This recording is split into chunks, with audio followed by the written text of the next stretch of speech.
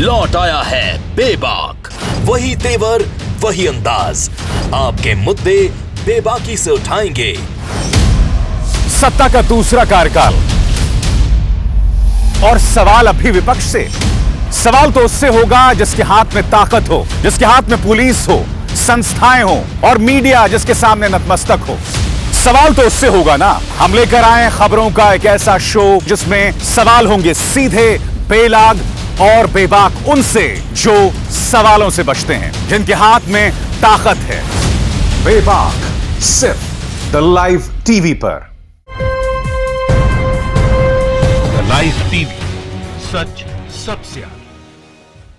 स्वागत है आपका बेबाक सीजन 2 में। मैं अभिसार शर्मा और आज सीजन 2 के इस धमाकेदार एपिसोड में मैं आपके सामने दो मुद्दे लेकर आया हूं। मुद्दा नंबर 1 दिसंबर को हैदराबाद सिविक इलेक्शंस यानी स्थानीय निकाय के चुनावों में वोट डाले गए। भारतीय जनता पार्टी ने अपने तमाम दिग्गजों को मैदान में उतार दिया और निशाने पर था यह शख्स यानी कि असदुद्दीन ओवैसी। ओवैसी के बहाने किस तरह से भारतीय जनता पार्टी माहौल को हिंदू मुस्लिम करना चाहती थी और इसकी गूंज राष्ट्रीय स्तर पर करवाना चाहती है, मैं आपको बतलाने वाला हूं तमाम फैक्ट्स के साथ। और कल बनारस में प्रधानमंत्री नरेंद्र मोदी ने देव दीपावली मनाई। जी हां, हमने देखा किस तरह से वो नदी के विहंगम नजारे का लुत्फ उठा रहे थे। विज क्राफ्ट किस तरह से लेजर शो कर रहा था। प्रधानमंत्री ने आधे घंटे का भाषण जरूर दिया मगर उसमें किसान के मुद्दे को संबोधित नहीं किया, उसके एक भी मुद्दे को सलीके से संबोधित नहीं किया और वो मैं आपको बतलाने वाला हूं। मगर सबसे पहले हैदराबाद सिविक इलेक्शंस। जी हां, वोटिंग खत्म हो चुकी है मगर यहां मुद्दा यह पूछा जाना चाहिए कि आखिर भारतीय जनता पार्टी क्यों पूरे दमखम के साथ मैदान में उतरी। क्या निशाने पर यह शख्स यानी ओवैसी थे और उसके जरिए वो क्या हासिल करना चाहती थी, यह मैं आपको आगे बताऊंगा। मगर सबसे पहले मैं भारतीय जनता पार्टी के तमाम नेताओं की बात करना चाहूंगा, उनके दावों की बात करना चाहूंगा और उन दावों की पड़ताल होगी। सबसे पहले बात करेंगे गृह मंत्री अमित शाह की। अमित शाह साहब ने कहा कि हम हैदराबाद को आईटी हब बना देंगे यानी कि सूचना प्रौद्योगिकी का केंद्र। तो अमित जी, हैदराबाद तो पहले से ही आईटी हब था, अब इसके अलावा आप क्या बनाना चाहते हैं? क्योंकि दिक्कत क्या है अमित जी, इससे पहले भारतीय जनता पार्टी ने जो भी दावे किए स्मार्ट सिटी के, आईटी हब के, वो तमाम बिखर गए। मसलन साल 2013 को गुजरात के मुख्यमंत्री ने क्या वादा किया था देश की जनता को, गुजरात की जनता को? ढोलेरा। जी हां, ढोलेरा का ढोल पीटा गया था। यह कहा गया था कि ढोलेरा शंघाई से भी बड़ा बन जाएगा, दिल्ली से भी बड़ा बन जाएगा। याद है आपको प्रधानमंत्री का वो बयान? भूल गए हैं तो फिर से सुनिए। ये हमारा जो नया धौलेरा बनेगा उसकी साइज दिल्ली से डबल है। ये हमारा जो धौलेरा बनेगा, आज जो सांगाई है उस सांगाई से 6 गुना ज्यादा बड़ा हमारा वो धौलेरा बनने वाला है। और आज भी ढोलेरा को रफ्तार बहुत धीमी चल रही है। चलिए, मैं जानता हूं वो कछुए और खरगोश की कहानी है जिसमें slow and steady wins the race, यानी कि धीमी गति से आप चलते जाएं, आप फिर भी रेस जीत सकते हैं। मगर दिक्कत यह है कि कछुए का मुकाबला किसी खरगोश के साथ नहीं है मोदी जी। ढोलेरा का सपना अभी 2013 में ही अटका हुआ है। शंघाई और मुंबई तो बहुत दूर की बात है, अहमदाबाद तक नहीं पहुंचा है ढोलेरा। अब बात करते हैं इस दूसरे दावे की। 100 स्मार्ट सिटीज, ये दावे किए गए थे 2014 में। प्रिंट की इस रिपोर्ट को देखिए, यह 2019 की रिपोर्ट है। यह दावा किया गया है कि 5 साल में स्मार्ट सिटीज बनाने की बात तो दूर, उसको लेकर 30% फंड्स भी जारी नहीं किए गए हैं। और आप उन तमाम शहरों पर नजर दौड़ाएं जिन्हें स्मार्ट सिटी बनाने का वादा किया गया था। स्मार्ट सिटी तो दूर की बात है दोस्तों, वहां क्या हालात है मैं आपको बता दूं, आप सब जानते हैं। और असली मुद्दों पर फोकस करना है सरकार को नहीं आता। न्यूयॉर्क टाइम्स की रिपोर्ट देखिए दोस्तों। क्या आप जानते हैं न्यूयॉर्क टाइम्स की रिपोर्ट क्या कहती है? न्यूयॉर्क टाइम्स की रिपोर्ट कहती है कि कोरोना से अमेरिका उबर जाएगा, जापान उबर जाएगा, चीन तो पूरी तेज रफ्तार से उबर चुका है, प्रगति के पथ पर है, मगर भारत कोरोना से उबर नहीं पाया है और उबरने में उसे बहुत वक्त लगेगा। यह न्यूयॉर्क टाइम्स की रिपोर्ट है दोस्तों। मैं सरकार और इसके समर्थकों से बोलना चाहूंगा कि क्या अब तुम न्यूयॉर्क टाइम्स को भी एंटी नेशनल बता दोगे? क्या आप न्यूयॉर्क टाइम्स को भी दुश्मन बना दोगे? और अगर दुश्मन बना दोगे भैया, तो क्या पूरे दुनिया को दुश्मन बनाकर हम कौन सी खुशी हासिल कर लेंगे? तो इसलिए अमित शाह जी का वो बयान जिसमें वो ये कहते हैं कि वो आईटी हब बना देंगे, उसमें बहुत सारे पेच है, बहुत सारे झोल हैं।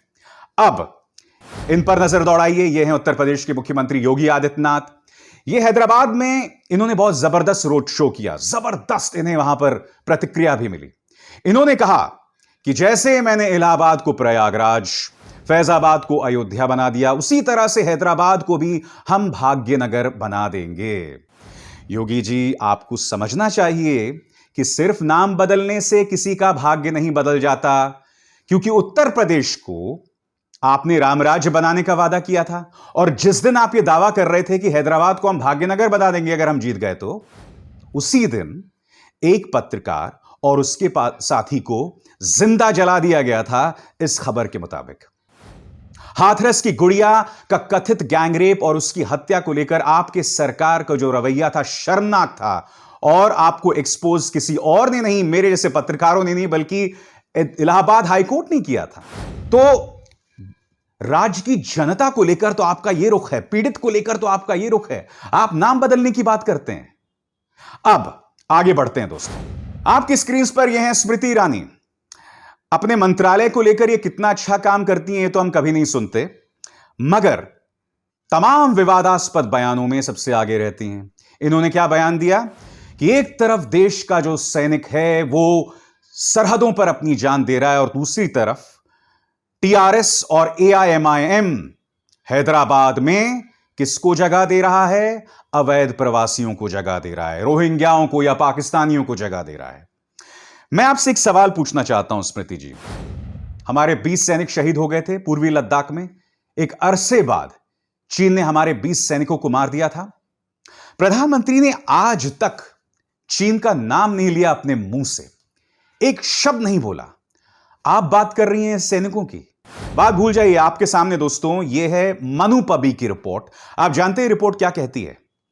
2006 में स्लीपिंग बैग्स यानी कि सोने के लिए बिस्तर बनाए गए थे हमारे सैनिकों के लिए जो सियाचिन में थे, मगर उनकी जो गुणवत्ता थी, उनकी क्वालिटी बहुत खराब थी। अब यही स्लीपिंग बैग्स पूर्वी लद्दाख में जो हमारे सैनिक तैनात हैं उन्हें भेजे जा रहे हैं। तो जो स्लीपिंग बैग्स आपको सियाचिन के लिए सही नहीं लगे और आपने 2006 के बाद उसको रोक दिया था, उसको ठंडे बस्ते में डाल दिया था, उसे आप 14 साल के बाद निकालकर हमारे सैनिकों को भेज रहे हैं। इसलिए स्मृति जी, जब आप बात करती हैं सैनिकों की तो बात हजम नहीं होती। तो स्मृति जी की तो बात ये रही, अब इन पर गौर कीजिए। यह है डाइट कोक, मेरा मतलब तेजस्वी सूर्या, सांसद तेजस्वी सूर्या, क्योंकि बड़े लोग कोक हुए तो ये तो डाइट कोक हुए ना। तेजस्वी सूर्या को याद आई जिन्ना की, असदुद्दीन ओवैसी को इन्होंने जिन्ना बता दिया। पहले सुनिए बोल क्या रहे हैं, फिर हम इसकी चर्चा करते हैं। Who is Owaisi? Owaisi is Muhammad Ali Jinnah's new avatar. Tejashwi ji, मैं आपको एक बात बता दूं, जिन्ना की सबसे ज्यादा अगर किसी ने भक्ति की है, उसकी सबसे ज्यादा तारीफ की है ना, तो भारतीय जनता पार्टी के 2 नेताओं ने की है। सबसे पहले मैं आपको बता दूं कि माननीय लालकृष्ण आडवाणी, पूर्व डेप्यूटी प्राइम मिनिस्टर, गृह मंत्री, वो गए थे पाकिस्तान और वहां पर उन्होंने जिन्ना की तारीफों के एक तरह से पुल बांध दिए थे। बात यहां नहीं रुकी।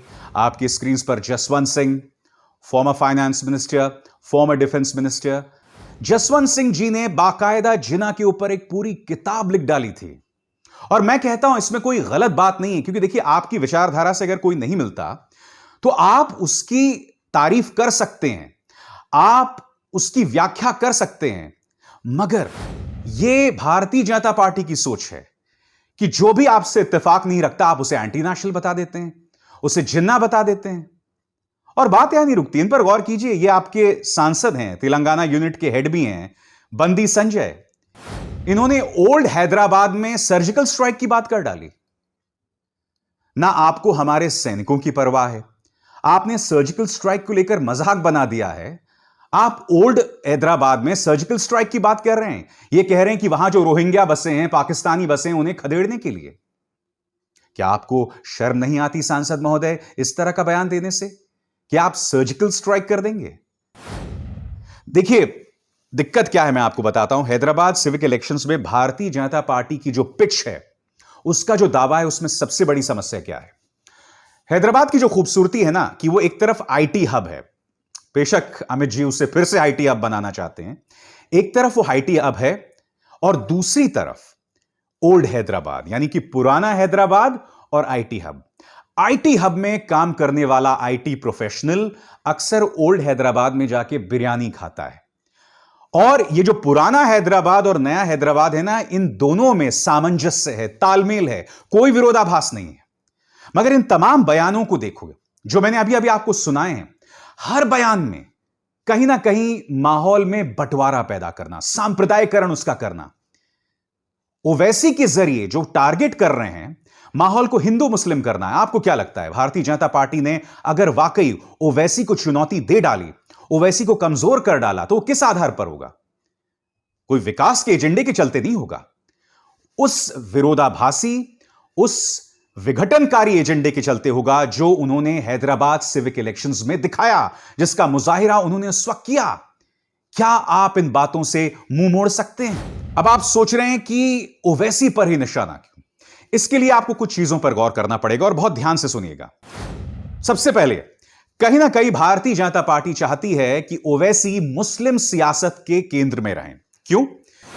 क्योंकि अगर ओवैसी हरा देते हैं, यानी कि वो तमाम 44 सीटें जीत जाते हैं और बीजेपी उनसे कोई सीट नहीं छीन पाती, तो ओवैसी के जरिए एक संवाद पैदा किया जाएगा कि देखिए, एक इकलौता ओवैसी था और उसके मुकाबले में पूरी भारतीय जनता पार्टी की मिनिस्ट्री, पूरे उनके मंत्री और नेता थे और उसने खदेड़ दिया।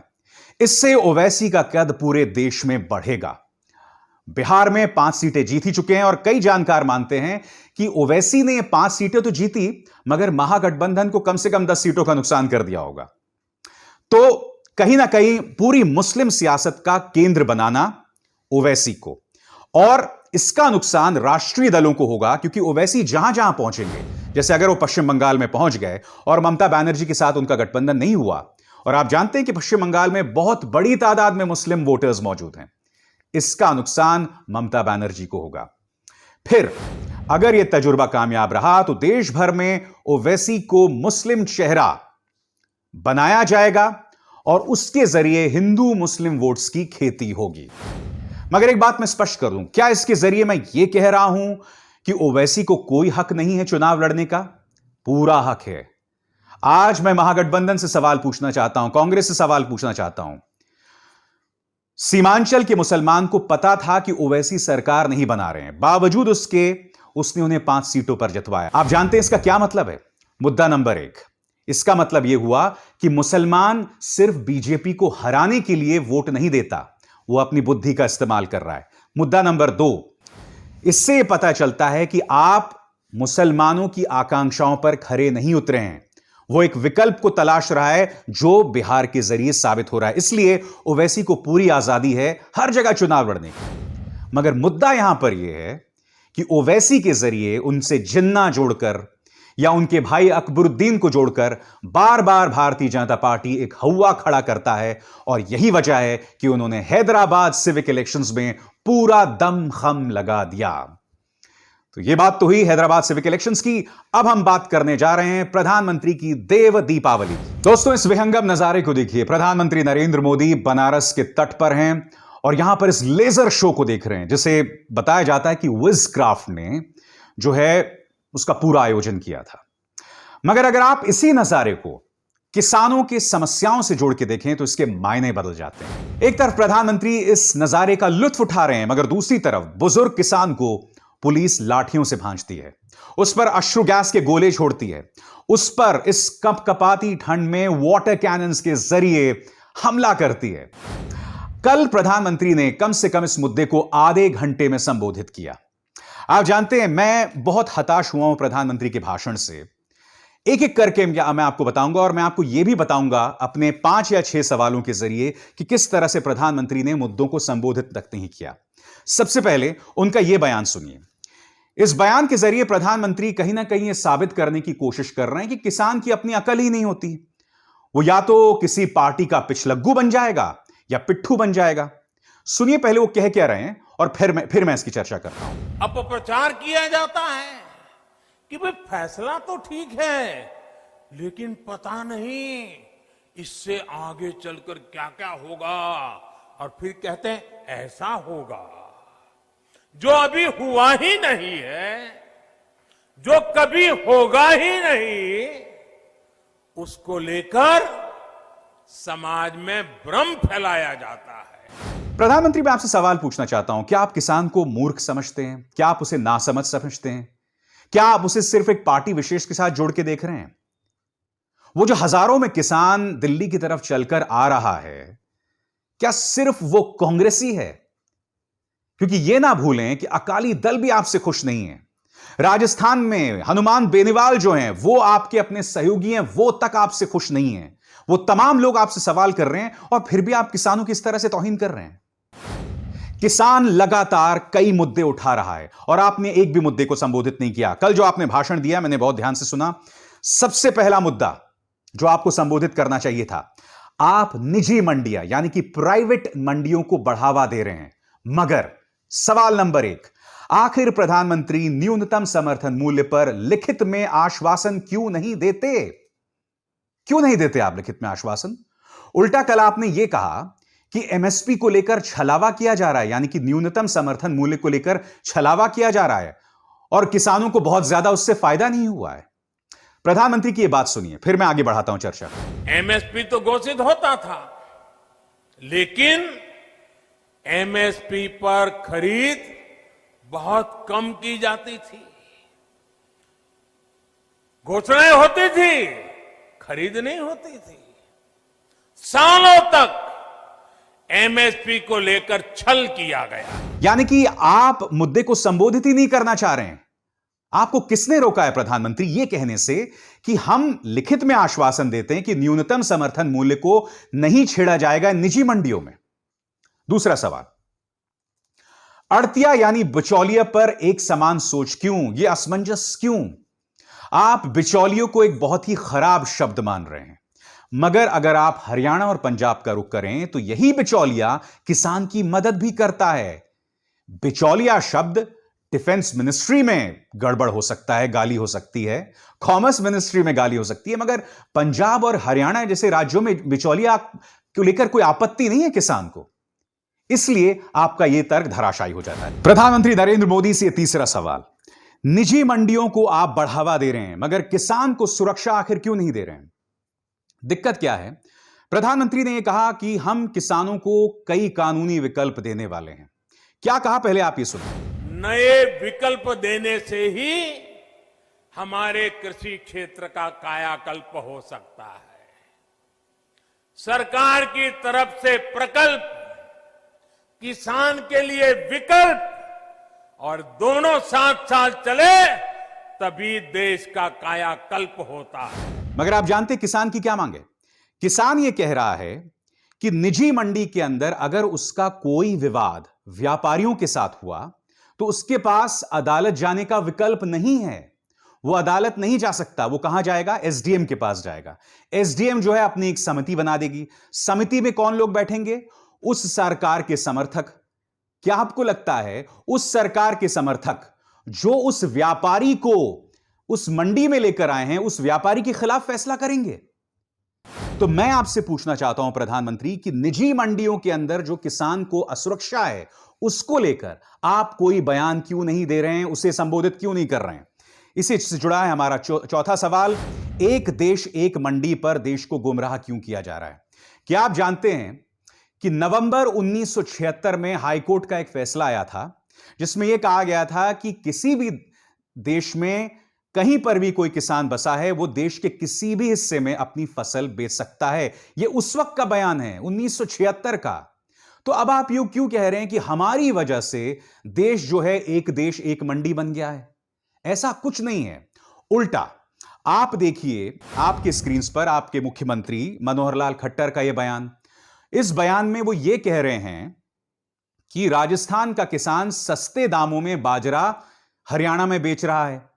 हम राजस्थान के किसान को बाजरा नहीं बेचने देंगे, ये कोई और नहीं बल्कि आपके अपने मुख्यमंत्री बोल रहे हैं।